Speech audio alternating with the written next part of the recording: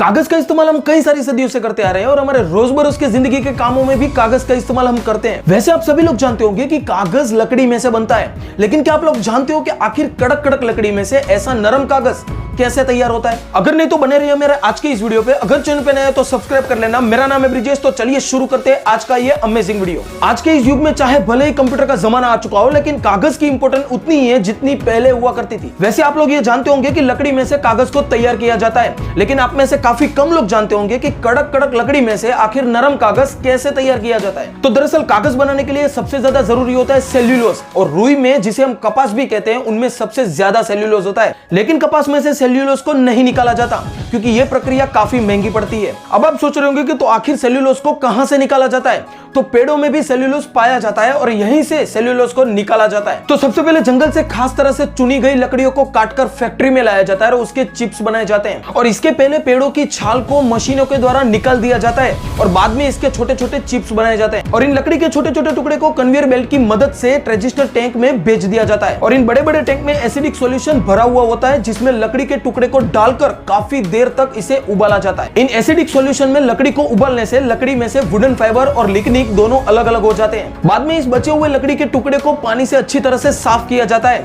ताकि इनमें से बचा कुचा एसिडिक सॉल्यूशन भी निकल जाए। लेकिन अभी ये वुडन फाइबर कागज बनाने के लिए तैयार नहीं होता, इसीलिए इसमें क्लोरीन फ्री ब्लीचिंग की जाती है। वुडन फाइबर पर ब्लीचिंग करने के लिए ऑक्सीजन पेरोक्साइड का इस्तेमाल किया जाता है, लेकिन अभी भी इस वुडन फाइबर की डेंसिटी काफी कम होती है। इतनी कम डेंसिटी वाले वुडन फाइबर से अच्छी क्वालिटी का पेपर नहीं बनाया जा सकता। इसी वजह से इसकी डेंसिटी बढ़ाने के लिए इसमें कैल्शियम कार्बोनेट को मिलाया जाता है और अच्छे से मिक्स किया जाता है। और कैल्शियम कार्बोनेट को मिलाकर मिक्स करने से काफी पतला पेस्ट तैयार हो जाता है, जो अच्छा कागज बनाने के लिए काफी जरूरी होता है। आप लोगों ने कलर वाले कागज को भी देखा होगा, और कलर वाले ऐसे कागज को बनाने के लिए इसी मिश्रण में इसी वक्त उसमें कलर मिलाया जाता है और बाद में इस मिश्रण को पेपर मेकिंग मशीन में ट्रांसफर कर दिया जाता है ताकि वहां पर पेपर बन सके। और ये जो पेपर मेकिंग मशीन होती है वो इस मिश्रण को पेपर में कन्वर्ट कर देती है। इस मशीन में लाइन में काफी सारे बड़े बड़े रोलर लगे हुए होते हैं और काफी सारे प्रेशर के साथ इन कार्बन फाइबर को इन रोलर के बीच में से गुजारा जाता है। इन रोलर और प्रेशर की वजह से कार्बन फाइबर में बचा कुचा पानी भी निकल जाता है और बाद में यही कार्बन फाइबर एक दूसरे के साथ काफी अच्छी तरह से चिपक जाता है। एक दूसरे के साथ चिपके हुए इसी कार्बन फाइबर को हम कागज कहते हैं।